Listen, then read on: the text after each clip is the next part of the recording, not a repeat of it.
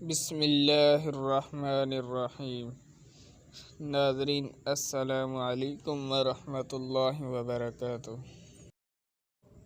ناظرین، سرگودا سے آپ کو ایک اہم خبر سے آگاہ کیا جاتا ہے کہ ایک 11 سال کے بچے کو بے دردی سے قتل کر دیا گیا۔ ناظرین، اس بچے کا واقعہ جو آپ کو سنانے جا رہے ہیں، یہ ایک ایسا لرزہ خیز واقعہ رونما ہوا ہے جس میں انسانیت کے رونگٹے کھڑے ہو گئے ہیں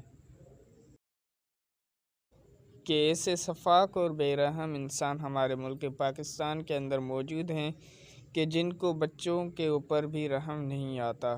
ناظرین، ذرائع سے معلوم ہوا ہے کہ سرگودا کے علاقہ 27 نمبر چک میں ایک معصوم بچے کو بے دردی سے قتل کر دیا گیا۔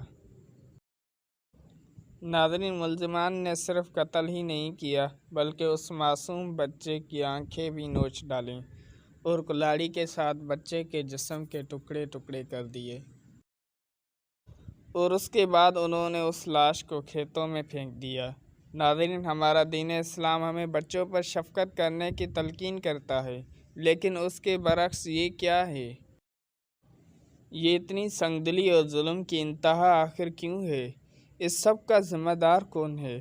ناظرین، دیکھا جائے تو یہ سب صرف اسلام اور دینی تعلیمات اور مدارس سے دور رہنے کا نتیجہ ہے کہ ہمارے معاشرے میں درندہ صفت انسان پائے جاتے ہیں۔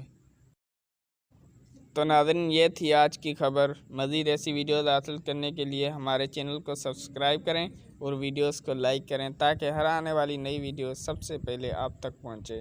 ملیں گے اگلی ویڈیو میں، تب تک کے لیے اللہ حافظ۔